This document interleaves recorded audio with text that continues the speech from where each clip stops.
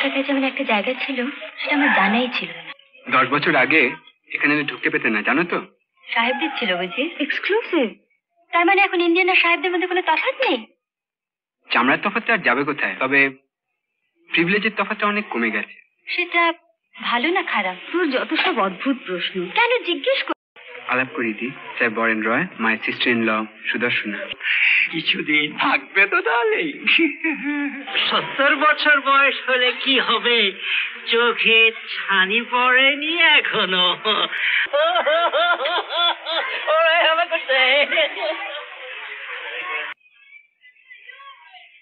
আমার দিকে এখনো তাকিয়ে রয়েছে ট্যাপ ট্যাপ করে। তা বলে তুই যেন তাকাস না। না তাকালেও বুঝতে পারছি তাকিয়ে রয়েছে। খেতে দেবে না জানো?